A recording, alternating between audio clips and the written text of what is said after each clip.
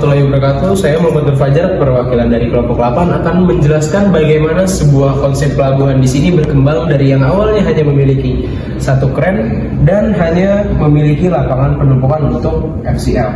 Di sini ada alur sebuah bongkar muat dari kapal kontainer ini akan di-unload ke transmover.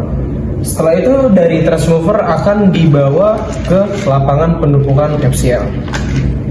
Lalu akan diangkut oleh kren di sini untuk ditaruh atau disimpan di lapangan penumpukan.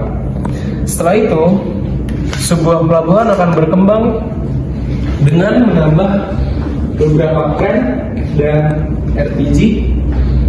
Di sini yang pertama ada satu kren tambahan untuk menambah efisiensi dari pengangkutan kontainer itu sendiri.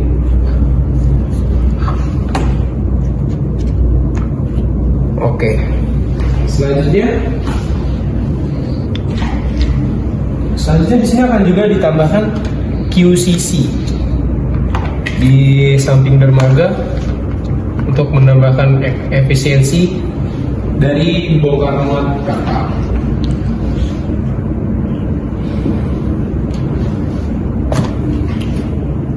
Oke. Dengan ditambahkannya beberapa kren di sini dan RTG dan QCC, itu akan menambah efisiensi dari bongkar muat yang ada di pelabuhan. Selanjutnya, karena banyaknya permintaan dari ekspor impor untuk kontainer LCL, jadi pelabuhan ini membangun warehouse untuk LCL, di mana setelah kontainer LCL ini di-unload dari kapal, lalu transmover akan membawa kontainer ini untuk di-unload di warehouse untuk LCL. Jadi disinilah gambaran konsep pelabuhan berkembang dari yang awalnya hanya memiliki satu kren, lapangan penumpukan, dan masih minimnya fasilitas yang ada di pelabuhan. Dengan begini, konsep untuk pelabuhan yang berkembang ini akan memudahkan dari proses unload dan menambahnya kuantitas yang akan diperoleh dari pelabuhan itu sendiri. Oke, berikut saya akan menjelaskan gudang overbrangen atau gudang LCL, di mana saat itu truk pengangkut kontainer yang berasal dari pelabuhan atau dermaga dipindahkan ke gudang-gudang terdekat di sekitar area pelabuhan.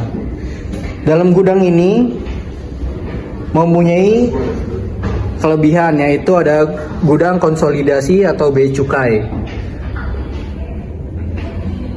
Awal mulanya kontainer masuk ke dalam gudang, lalu akan dicek sebelumnya ke bea cukai dan dokumen-dokumen yang diserahkan seperti BOL atau Bill of Loading dan lain-lainnya dicek oleh MKL atau ekspedisi muatan kapal laut. Dia akan mengecek terlebih dahulu ke dalam bea cukai, lalu setelah itu kontainer bisa untuk dibongkar muat. Saat dibongkar muat, truk kontainer tersebut akan dibongkar muat oleh rest tracker. Ya, saya akan memperlihatkan rest trackernya. Dan misalnya untuk kontainer yang ini akan diangkut oleh tracker ini dan ditaruh di TPS atau tempat penumpukan sementara. Saat di TPS akan di stripping adalah pengosongan kontainer oleh TKBM atau tenaga kerja bongkar muat. Anggap ini adalah TKBM. Lalu setelah dibongkar muat, barang-barang box atau barang tersebut akan diangkat atau diangkut oleh forklift menjadi barang-barang kecil untuk dimasukkan ke gudang LCL. Setelah kontainer yang di stripping atau sudah selesai, maka kontainer tersebut akan dipindahkan ke tempat kontainer kosong di lapangan penumpukan tersebut yang akan nanti dikirimkan ke depo. Berikut adalah gudang LCL dari kelompok kami. Lalu terciptalah pengembangan dari gudang ini, yaitu ditambahkannya sebuah kren dan lapangan penumpukan sementara juga di sebelah sini agar mempercepat bongkar muat dan mengurangi delay time. Maka yang terjadi akan ada 2 lapangan penumpukan sementara, tempat penumpukan sementara dan juga tempat bongkar muat yang akan mempercepat kinerja dari gudang tersebut dan mengoptimalkan efisien dan aktivitasnya.